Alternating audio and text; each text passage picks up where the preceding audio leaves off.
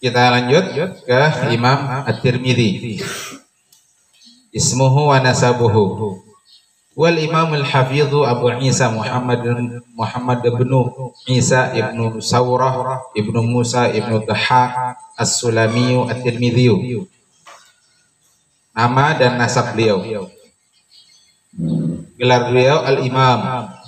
Disebut imam itu artinya orang yang menguasai banyak bidang ilmu. Jadi tidak sembarang orang digelari dengan gelar al-imam. Ya. Harus memenuhi syarat yaitu ahli di berbagai fan atau jamaknya funun bidang ilmu syariah, itu baru digelari imam. Imam Syafi'i, Imam Malik, Imam Ahmad bin Hanbal, Imam Abu Hanifah. Jadi tidak sembarangan menggelari orang dengan panggilan imam. Al-Hafidh, dan beliau juga seorang Al-Hafiz. Berapa kemarin hadis yang dihafal kalau Al-Hafiz? Berapa ratus? Berapa? 300.000, ya kan? 300.000 hadis, betul? Ya. Nama kunyah beliau Abu Isa. Jadi anak beliau namanya Isa, nama beliau Muhammad bin Isa. Kebetulan ayah beliau namanya juga Isa. Jadi kalau diurut Isa, Muhammad, Isa. Ibnu Sawrah, Ibnu Musa, Ibnu Dhahhak As-Sulami At-Tirmidzi. Nah, Tirmidz nanti ada di situ ya. Mauliduhu wa nash'atuhu, lahir dan tumbuh kembang beliau. Ulida sanah. Kalau baca seperti di kitab ini berarti bacanya apa? Ulida sanah tis'in wa mi'atain, ya kan? 209 Hijriyatan bitirmid. Apa itu Tirmidz? Di catatan kaki, Madinatun ala nahri jauhun min iklim tabi al-Khurasan tabi'u halian Jumhuriyatu Uzbekistan. Kota di pinggiran Sungai Haijun, Sungai Jaihun, ya, satu wilayah di Khorasan, sekarang termasuk di Republik Uzbekistan. Jumhuriyatu Uzbekistan. Tirmiz jadi Uzbekistan. Afghanistan, Tajikistan, Uzbekistan, yang ada tan-tannya itu, lain Bekantan. Ya, itu wilayah dulu bagian dari Daulah Islam, lalu kemudian dikuasai Uni Soviet, komunis. Lalu ketika Uni Soviet runtuh, mereka mendirikan negara masing-masing, dan biasanya negaranya negara demokrasi, republik, ini Jumhuriyah. Di beberapa negara pecahan Uni Soviet ini juga masih banyak yang melarang Islam, seperti di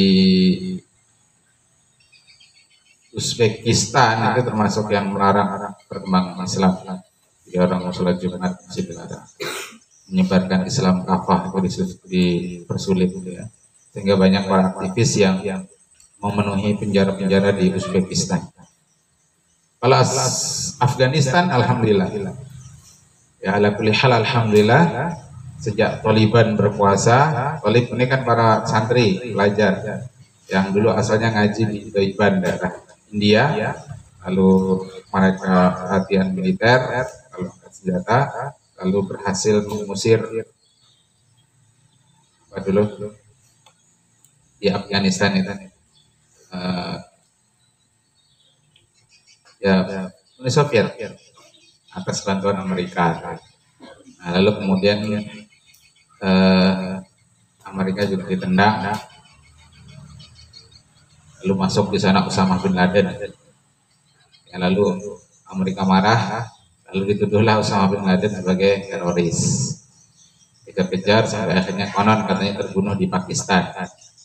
Nah, lalu Amerika berkuasa beberapa tahun di Uzbekistan, di Afghanistan. Terus sekitar 3 tahun yang lalu itu diambil alih lagi oleh para Taliban. Hamid Karzai presidennya diusir, tentara mereka juga disuruh pulang ke negara mereka. Nah, sekarang dikuasai lagi oleh Taliban. Makanya Afghanistan termasuk yang siap itu mengirim pasukan ke Palestina untuk membantu mujahidin Gaza. Cuman masalahnya masalah perbatasan antar negara Arab. Jadi sampai ada ucapan Taliban yang terakhir itu mengatakan begini, kalau penguasa Arab itu tidak mau membantu Muslim Palestina, setidaknya jangan halangi kami untuk melintasi wilayah negara Anda, biar kami yang menuju ke Palestina. Itu Taliban.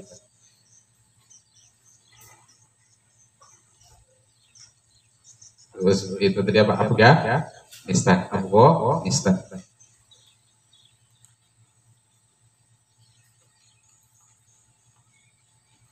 Kapan waktu sekitar 3 minggu yang lalu itu ketemu aktivis kemanusiaan dari Afghanistan di masjid apa namanya itu? Nama masjidnya itu plan masjid asalnya parkiran tapi dibikin masjid. Parkiran Dirjen Pajak Kalsel Tank di Jalan Al-Mangkurat untuk khutbah. Lalu mereka open donasi, mengakunya aktivis kemanusiaan dari Afghanistan. Ada tuh foto-fotonya cuma tidak diupload. Nah itu tadi ya. Jadi wilayah kali ini Uzbekistan ya, Afghanistan. Waqafal balad, beliau banyak berkeliling, yang mengelilingi negeri. Tawafayatufu, tawaf. Wasami'a khalqan kathiran minal khurasaniyin wal hijaziyyin wa ghairihim. Beliau banyak mendengar dari ahli hadis, khalqan kathiran minal khurasiyyin, dari Khurasan, wilayah Uzbekistan, dari tempat asal beliau. Kemudian hijaziyyin, yakni Makkah, Madinah, wa ghairihim, dan selain mereka. Suyukhuhu, guru-gurunya, talaqal haditha an jama'atin min a'immatil hadis, mislu Qutaibah ibnu Sa'id wa Ishaq ibnu Musa, Muhammad ibnu Ismail al-Bukhari wa ghairihim. Beliau talaqi, ya, belajar hadis dari sejumlah imam hadis seperti Qutaibah bin Sa'id, Ishaq bin Musa, kemudian Muhammad bin Ismail al-Bukhari. Jadi beliau di antara muridnya Imam Bukhari. Makanya kalau kita lihat ahli-ahli hadis ya, seperti Imam Abu Dawud, Imam Tirmidzi, itu ilmunya bersambung kepada Imam Bukhari. Talamiduhu, murid-muridnya, tatalam mada ala yadaihi khalqun katsiran, berguru dari beliau, an yadaihi, dari tangan beliau, jadi terhadap beliau, yakni Abu Isa At-Tirmidzi ini, khalqun katsirun, murid yang banyak. Minhum Muhammad ibnu Mahbub al-Mahbubiyyi. Kemudian wa rawil jami' anhu. Nah, siapa Muhammad bin Ahmad bin Mahbub al-Mahbubi ini? Orang yang meriwayatkan al-Jami', kitab yang disusun oleh Imam Tirmidzi. Ya, nanti Sunan Tirmidzi atau Al-Jami', nanti lebih dikenal dengan Sunan Tirmidzi. Beliau menamainya Al-Jami', tapi masyhurnya Sunan Tirmidzi. Wa Abu Ja'farin, dan juga murid beliau adalah Abu Ja'far. Abu Ja'far ini kunyah. Nama aslinya siapa? Muhammad bin Ahmad An-Nasafiyu. Nah, nanti insya Allah tahun berapa ya? Kemudian murid beliau yang lain adalah Abu Ja'farin Muhammad bin Ahmad An-Nasafi. Nanti kita akan bahas di tahun keempat itu tafsir An-Nasafi. Itu juga kitab yang muqarrar di Ma'had Al-Azhar. Wal Haytham bin Kulayb Asy-Syashi Al-Hafidh, rawi Asy-Syama'il. Nah, itu nanti yang meriwayatkan kitab Asy-Syama'il yang dibaca di pondok kita itu tiap pada maghrib dan isya. Itu yang meriwayatkannya dari Imam Tirmidzi, namanya adalah Al-Haytham ibnu Kulayb Asy-Syashi Al-Hafidh. wa akharun dan yang lainnya. Manzilatuhu wa fadluhu, kedudukan dan keutamaannya Imam Tirmidzi, ittafaqu ala imamatih, para ulama itu telah sepakat mengenai kepemimpinan beliau. Maksudnya imam dalam al-hadis, ya, al-imam fil hadis, wa uluwi manzilatih, dan tingginya kedudukan beliau. Wa dzakarahu Ibnu Hibban fi Thiqat, Ibnu Hibban menyebutkannya dalam kitab beliau yang berjudul As-Thiqat. Waqala, Ibnu Hibban berkata, kana mimman jama'a wa sannafa wa hafidha wa dzakara, bahwasanya Imam Tirmidzi itu adalah orang yang jamaah, menghimpun hadis, mengumpulkan hadis, sannafa, menuliskan hadis, wa hafidha, menghafalkan hadis, wa dzakara, dan menyebutkan hadis. Qala Abu Ya'la al-Khalili thiqatun muttafaqun alaih, Imam Tirmidzi adalah orang yang thiqah, dipercaya, bisa dipercaya, muttafaqun alaih. Jadi ada pertanyaan santri ya, apa itu thiqah? Sudah kita bahas. Thiqah itu adalah istilah untuk ta'dil, bahasan ta'dil, yakni orang yang bisa dipercaya, yakni orang yang adil sekaligus dobit. Dobitnya dobit tam, adil, ya. Adil itu artinya dia memiliki sifat adalah, dia muslim. Kita lanjut.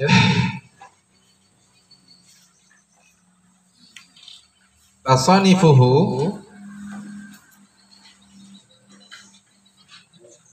tasanif itu jamak dari tasnif. Tasnif itu isim masdar dari sannafa yusannifu, tasnif. Lahu tasanifu katsiratun fi ilmil hadis. Lahu maksudnya Imam Tirmidzi itu memiliki karya yang banyak dalam ilmu hadis. Ajalluhu kitabul jami' al-ma'ruf Sunan Tirmidzi, wa kitabul ilal al-ilalul kabir lahu. Nah, dari sekian banyak karya beliau itu yang paling ajal, yang paling utama, ya, ajalluha dengan mentasdidkan lam, ajalluha yang paling utama adalah kitab Al-Jami' Al-Ma'ruf, atau yang lebih dikenal dengan Bisunan Tirmidzi, Sunan Imam Tirmidzi.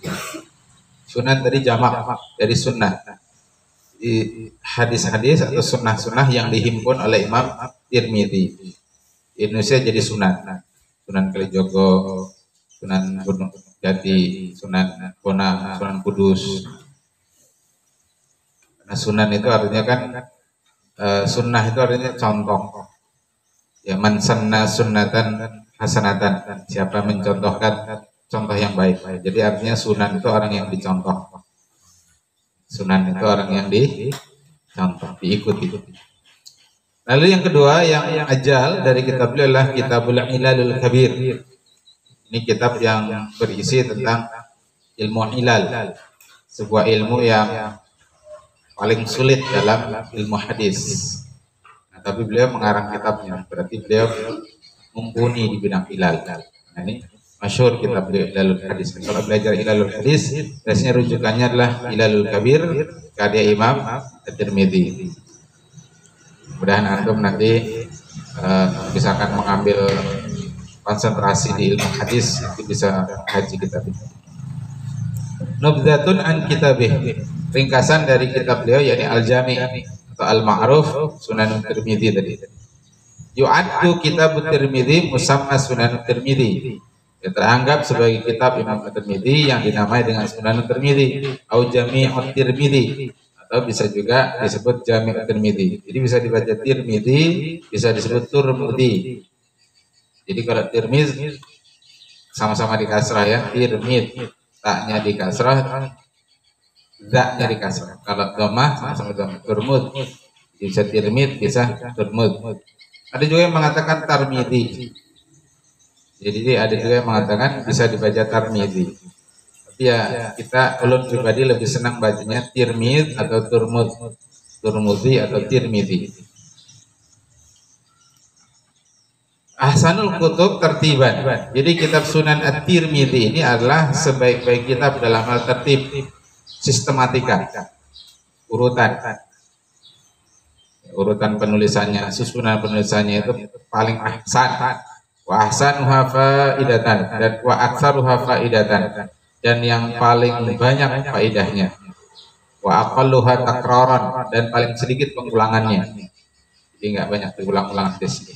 Wa fihi ma laisa fi ghairihi min dzikri madzhab sahabah al-fiqhiyah faman ba'dahum. Di dalam kitab ini, wa fihi, dalam kitab ini, ma laisa, terdapat apa yang tidak ada pada selainnya.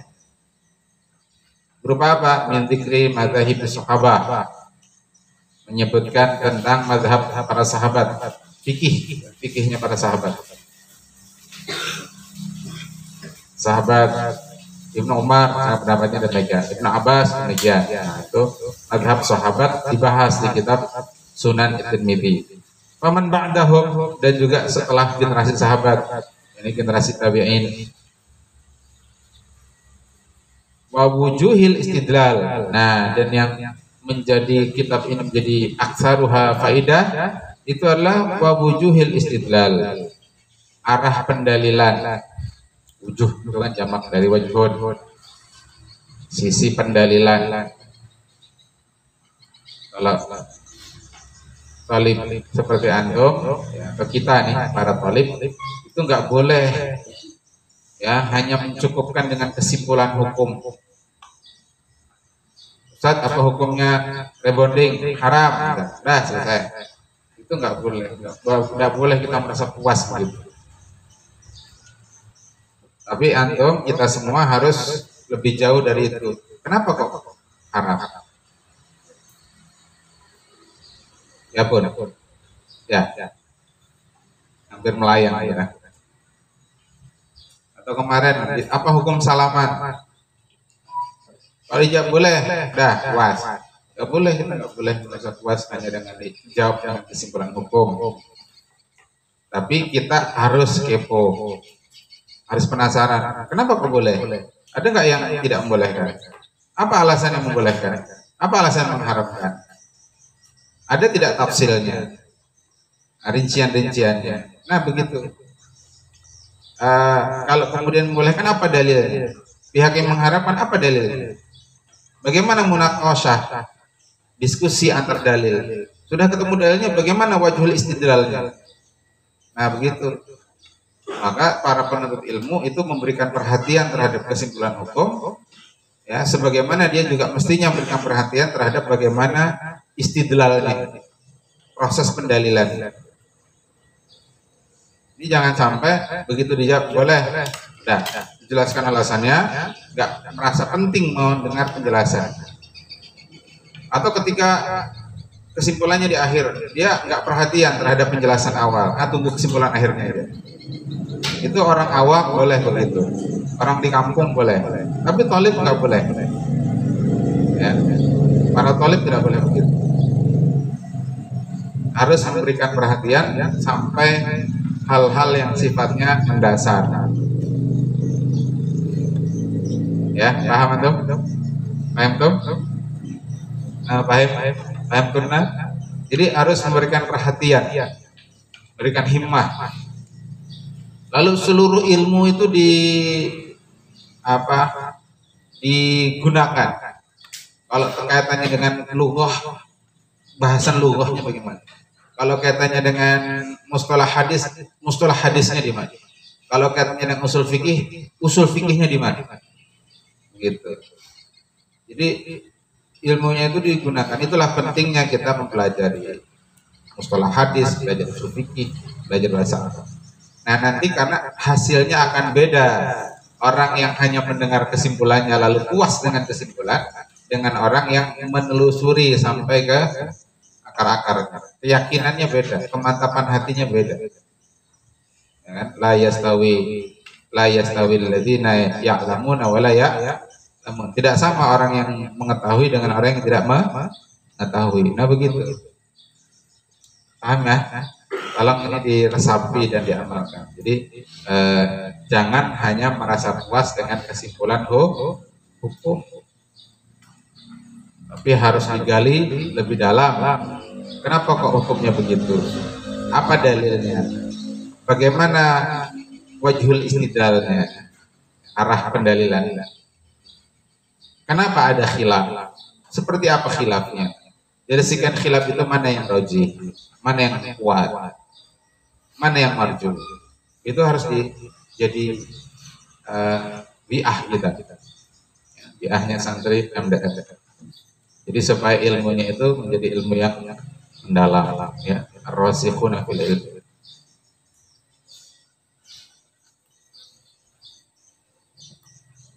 Wa bayani anwa'il hadisi minas sahihi wal hasani wal gharib. Dalam kitab ini juga ada penjelasan, penjelasan jenis-jenis hadis. Ada hadis yang sahih, ada yang hasan, ada yang gharib. Gharib masuk hadis apa? Mutawatir atau ahad? Ahad. Ada hadis ahad urutannya apa? Apa dulu? Masyhur. Terus apa? Setelah masyhur apa? Aziz. Setelah aziz baru gharib. Kalau masyhur berapa jumlahnya? Ada satu tabaqah yang jumlah rawinya berapa?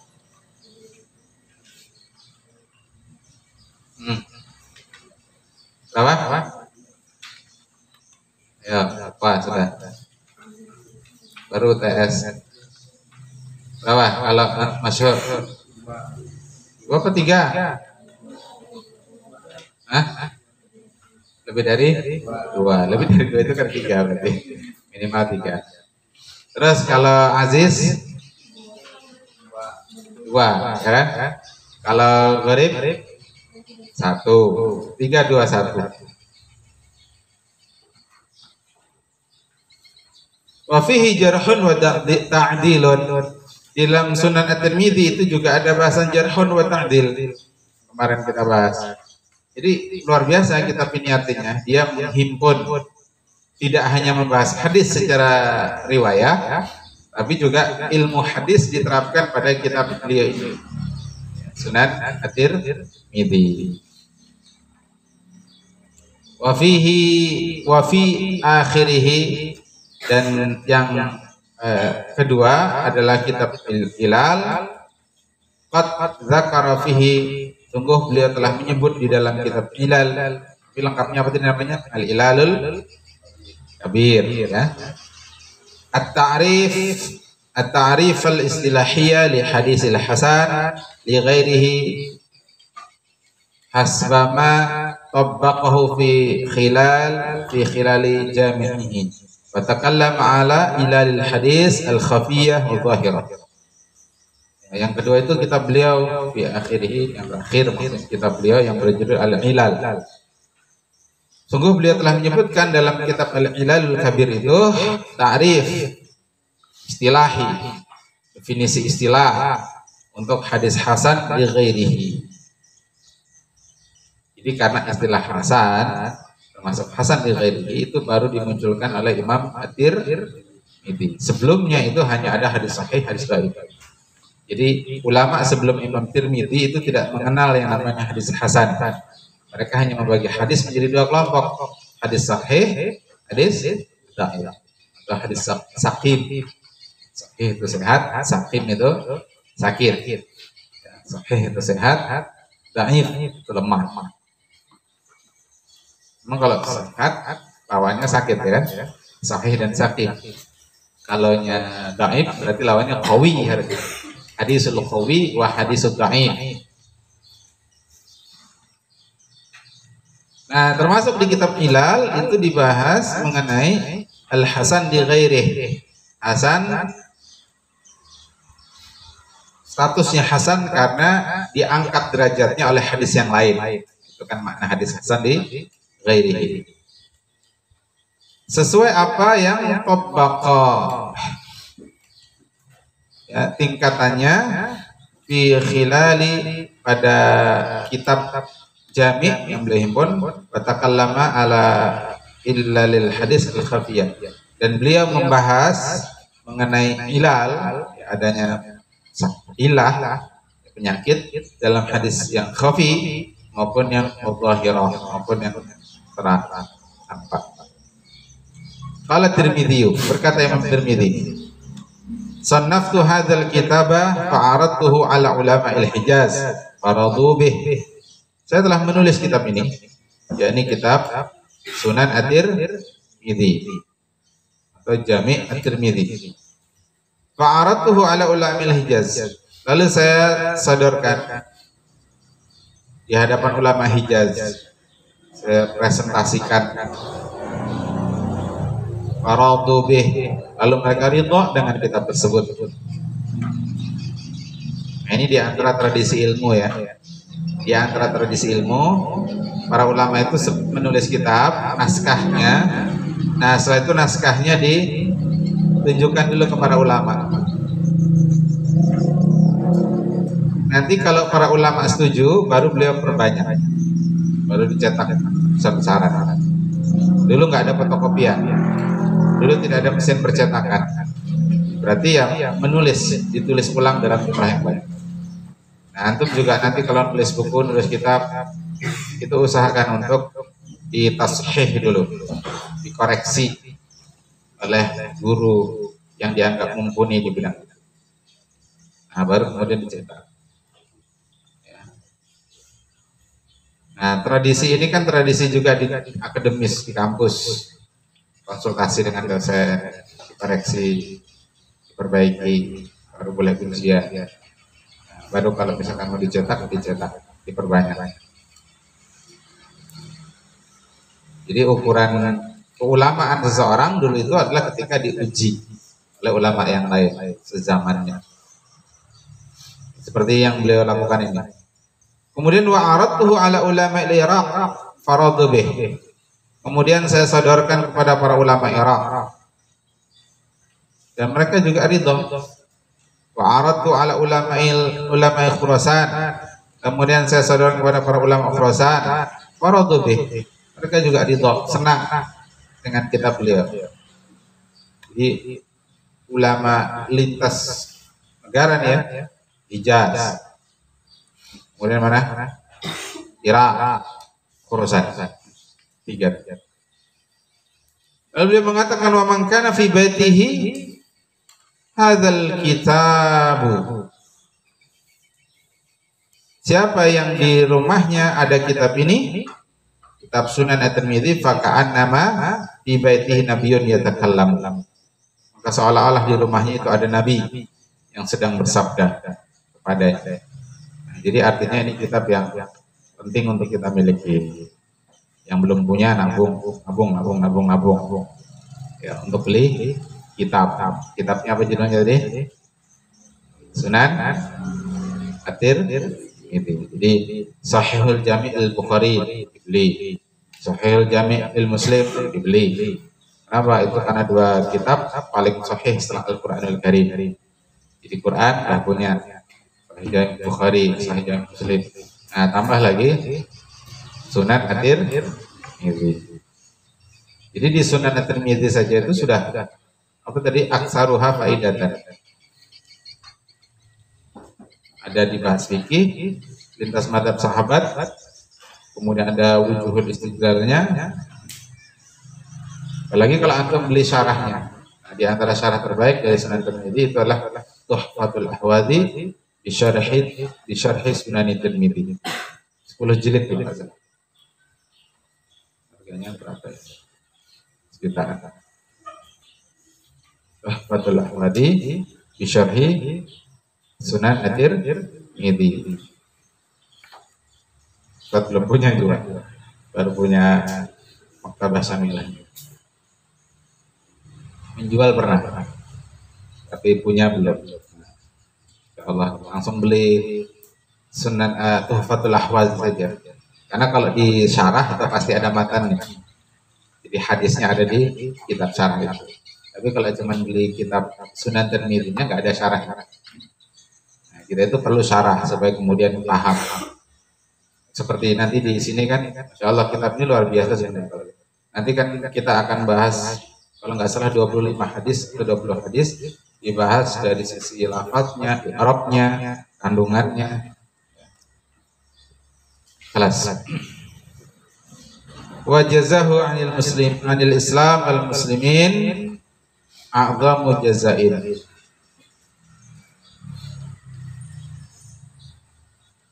Beliau itu telah berjasa untuk Islam dan kaum muslimin dengan sebesar-besarnya jasa. Wa adadu abwabil jami', jumlah bab dalam kitab Al-Jami' At-Tirmidzi ini adalah 2281. Wa adadu kutubih, dan jumlah kitabnya khamsina kitaban, 50 kitab, ghairu kitabil Hilal, selain kitab Hilal. Alladzi khatama bi Tirmidzi jami'ahu, yang ada di akhir dari kitab Jami'nya Imam Tirmidzi. Wa adadu ahadithihi, jumlah hadisnya adalah salasu alfin, ya, wa tis'imi'ah wa sittin wa khamsin hadisan. Jumlah hadisnya 3.956.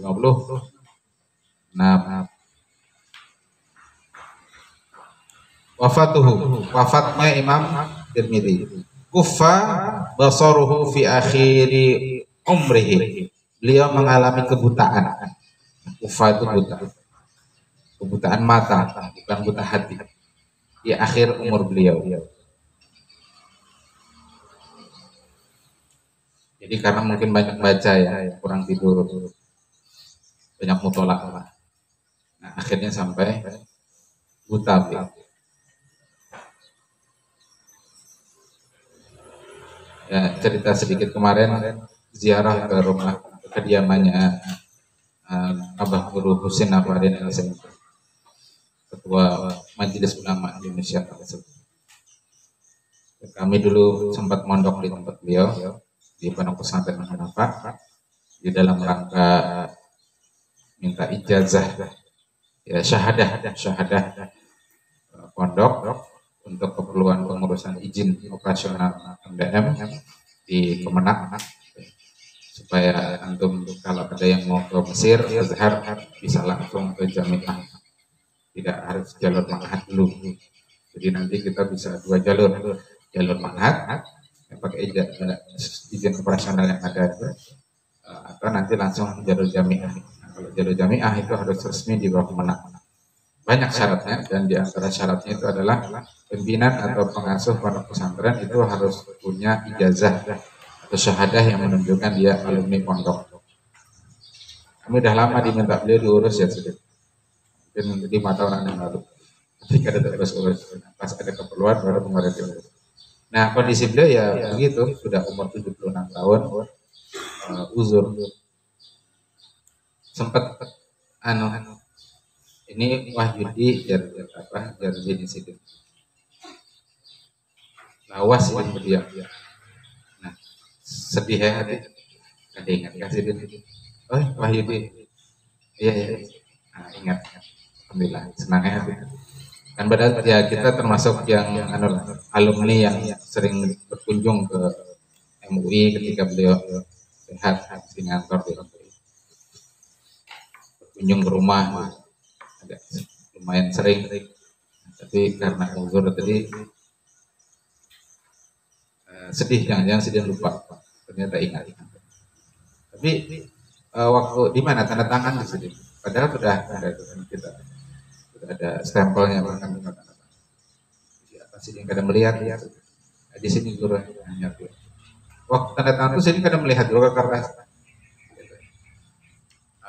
Nah, ulun mungkin maka dawani udapan lebih lanjut, apakah ada gangguan di pandangan, karena memang di antara keluhan beliau, kata bunda istri beliau, kencing manis, diabetes. Nah, biasanya diabetes itu juga pengaruhnya ke mata. Makanya jangan terlalu banyak makan nasi. Banyak nasi itu karena akhirnya kencing manis, ya, diabetes. Jubung nasinya. Kucing tinggalan.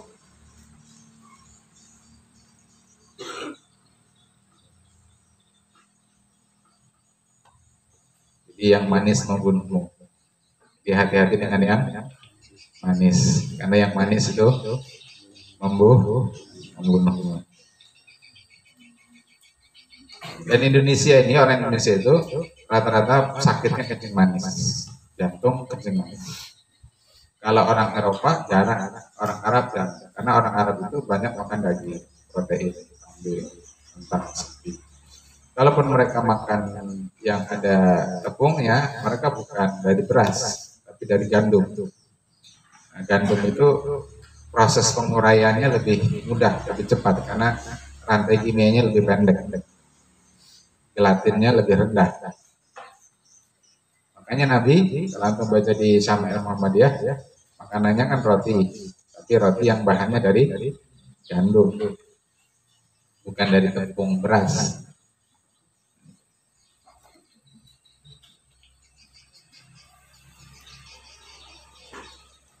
Ya begitu.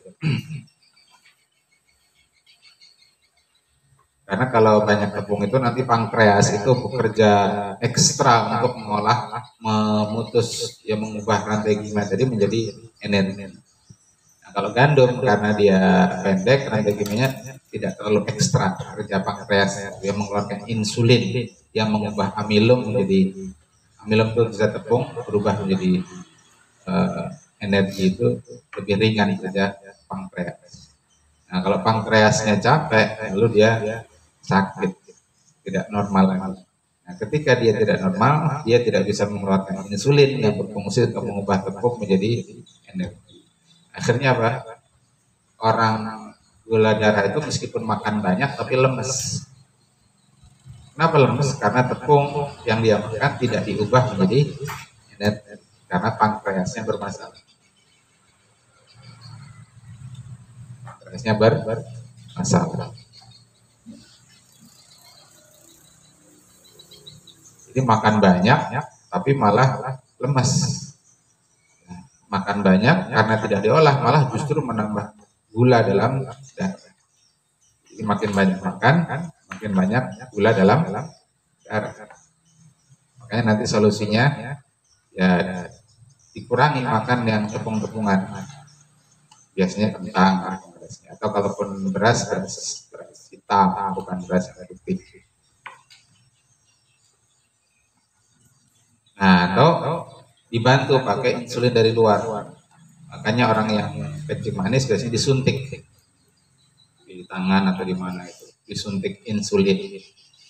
Karena pankreasnya tidak lagi memproduksi insulin, akhirnya dimasukkan insulin dari luar tubuh. Untuk apa? Supaya insulin tadi berfungsi untuk mengubah tepung menjadi energi. Nah, gitu ya. Ini sekedar tahu. Ada di kitab ini. Jadi antum perlu tahu juga. Jadi hati-hati, yang manis itu membunuhmu. Jadi jangan banyak dekat-dekat sama yang manis. Ya kalau masih muda mungkin tidak ada masalah, tapi kalau sudah umur 40-an, ulunnya ya sudah batur, makan batur. Kelas, jadi buta dia di akhir umurnya, watufiya rahmatullah taala bitirmid sanata tis'in wa sab'ina wa mi'atain. Beliau menutup usia atau wafat rahimahullah taala, rahmatullah taala di Tirmiz. Jadi beliau lahir di Tirmiz, wafat hidup di Tirmiz, wafat di Tirmiz. Di sini kan Tirmiz ya, berarti kan banyak nisbahnya Tirmizi. Nah, di sini kan diharokati dengan bikasrati ta wa kasrati mim. Berarti namanya mu'alif itu lebih condong kepada dengan membacanya Tirmizi. Pada tahun 279, tis'in 9, sab'in wa sab'in 70 wa mi'atain 200. An sab'ina aman, pada usia 70 tahun.